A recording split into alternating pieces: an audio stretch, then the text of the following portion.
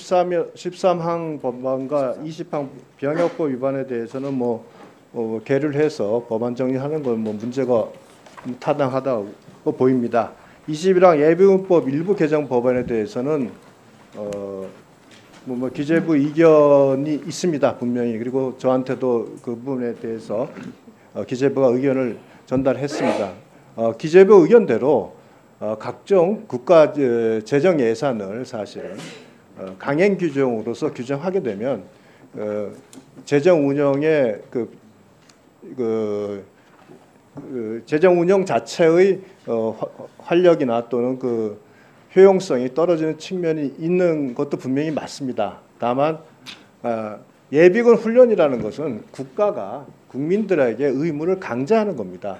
따라서 의무를 강제하고 국민들이 그 의무를 이행하는 과정에서 그 부분에 대해서 일정한 정당한 대가를 지급해야 되는 것은 당연하다고 생각합니다. 단순히 어떤 정부가 시혜적으로 이것을 베푸는 어떤 재정의 지급이 아니라 국민들에게 부과한 의무에 대한 정당한 대가의 지급이다. 이렇게 생각하면 결국은 예비군 동원 훈련에서 훈련비를 지급하는 것과 같은 내용이라고 생각을 합니다. 우리 병력 동원 훈련할 때도 훈련비도 지급하지 않습니까? 네. 이런 부분에 대해서 기재부와 잘 상의를 하셔서 합리적인 대안을 마련해 주시고, 기재부의 입장에서는 먼저 이렇게 강행 규정이 됐는데 그 이후에 소관 부서에서 그 필요한 예산의 급격한 증액이나 이렇게 또는 과다한 요구가 되면 결국 한정된 재정 속에서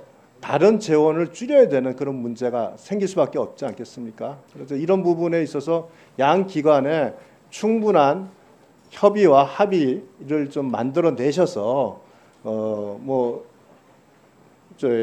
국방부에서 생각하시는 그런 부분도 합리적으로 기재부와 사전에 소통이 되고 예산 과정에서도 항상 그런 부분에 약속을 하게 되면 아마 양 기관의 어떤 갈등이 어느 정도는 해소되지 않을까, 이런 생각이 듭니다.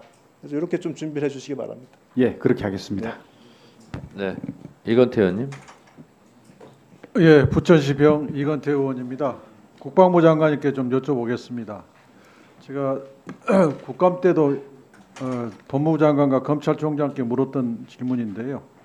한기호 의원과 신원식 안보실장 사이에 문자 메시지 알고 계시잖아요. 네, 알고 있습니다.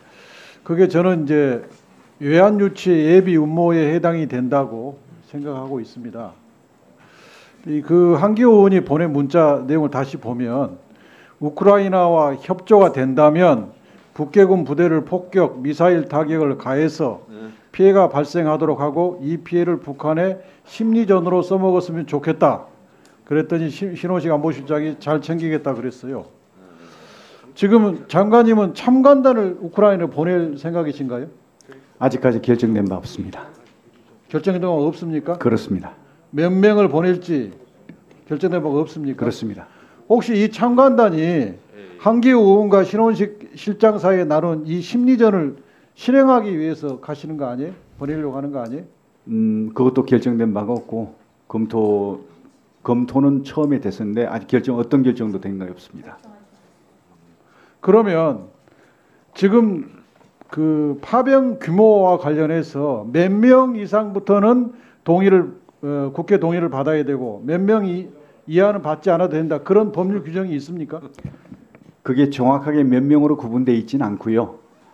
부대 파병은 그 국회 동의를 받도록 되어 있는데 그 부대 파병의 정의는 일정한 지휘 체계를 갖춘 국군 조직, 국군 부대를 의미한다, 이렇게 되어 있습니다. 그래서 그게 법에 나와 있나요? 아닙니다. 법에는 그런 내용이 없고 법 외하의 법률, PKO법하고 국방부 훈령에 거기에 이제 세부적으로 들어가 있습니다. 그러니까 그것은 국방부의 견해일 뿐이잖아요. 국방부의 견해죠, 그게. 그렇죠. 예. 네. 국방부 훈령과 국회 견해하고 다를 수 있다 이거예요. 그죠? 네, 그럴 수 있습니다. 근데 만약에 동의를 받아야 된 실체가 국회 동의를 받아야 된 파병에 해당되는데 국방부가 그걸 받지 않고 결정을 했을 때는 헌법 위반 문제가 발생하잖아요. 네네. 이걸 대통령이 몰랐다고 볼 수는 없잖아요. 네. 그럼 위헌 문제가 발생하잖아요. 의원님, 사실 이 문제는요, 지금 뭐 1993년부터 근 30개국에 1,130여 명의 그 우리 장병들이 파병이 이미 됐었습니다. 자, 그럼 제가 이렇게 됐고요. 질문을 하나 바꿔서 물어볼게요. 예. 20명을 보냈는데 무기를 소지하고 갔으면 파병입니까 아닙니까?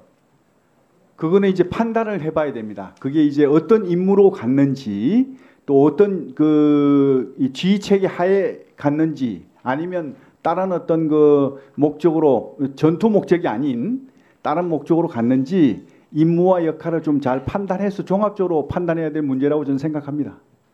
동의를 받아야 되는데 국방부가 자의적으로 판단해서 동의받지 않고 결행하면 헌법 위반 문제가 발생한다. 그게 탄핵 사유가 될 수 있다. 이걸 경고드립니다. 네, 잘 알겠습니다. 네. 그 위원장도 하나 좀 말씀드리겠습니다. 장관님, 네. 제가 예전에 군에 있던 분들한테 김영현 국방부 장관이 어떤 군인이었냐 그랬더니 스마트한 엘리트 군인이었다 이렇게 얘기를 하더라고요. 실제로 민주당 쪽에 있는 인사들한테 물어봐도 근데 그 기조를 좀 유지하셨으면 좋겠다는 차원에서 말씀드립니다.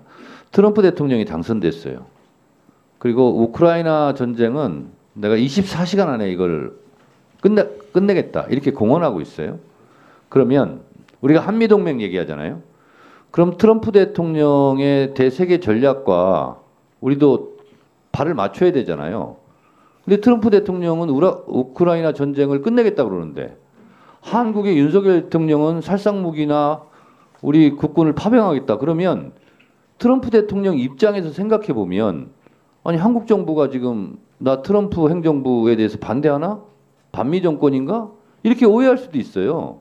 그래서 우리가 대외 전략 중에서 한미 동맹을 공조를 유지하는 것이 굉장히 큰 부분이라면 미국의 이런 전략적 수정에 대해서 우리나라도 신중해야 되고 가급적이면 트럼프 대통령과 전화를 하든 아니면 정상회담을 하든 이 부분에 대해서 조율을 해야 되고 조율하기 전에 불쑥불쑥 먼저 얘기하는 것은 우리 국익에 매우 안 좋다고 생각하고 우리 안보에도 안 좋다고 생각해요. 기존에 이 선거 결과를 알 수 없을 때 그렇게 했던 전략이다 하더라도 그 방향은 탄력적으로 수정해야 되는 거 아니겠어요? 국방부 장관 어떻게 생각하세요? 네, 위원장님 말씀 정말 많은 참고가 될 것 같고요. 잘 새기겠습니다. 그리고 그런 부분에 대해서도 유념을 하면서 새로운 어떤 신행정부와의 그런 어떤 문제를 조율해 나가면서 해 나가도록 그렇게 하겠습니다. 그리고 또 하나요. 네. 트럼프 대통령이 대선 선거운동 기간 내내 김정은과의 친분을 과시했어요. 그리고 오히려 해리스는 그런 트럼프를 공격하는 소재를 썼거든요. 네. 그래서 대선 때 그런 말을 했기 때문에 북한과의 접촉을 우리 대한민국의 정부 모르게 대한민국 정부를 패싱하고 그렇게 할 수도 있어요. 그 또한 우리 대한민국으로서는 엄청난 국익적인 손실일 수 있거든요. 그래서 그런 부분까지도 염두에 두고 트럼프 신행정부와 긴밀하게 협조를 해야 된다고 생각해요. 국방부 장관 그렇게 생각하십니까? 전적으로 위원장님 말씀에 동의하고요. 그런 네. 문제가 안 생기도록 긴밀하게 협의하도록 그렇습니다. 그래서 우크라이나 전쟁에 살상무기 보내겠다, 파병하겠다 이런 부분은 전략적 수정을 빨리 하시는 게 좋을 것 같아요. 예. 유념하시기 바랍니다. 네, 감사합니다. 네? 네네. 박지원 의원님.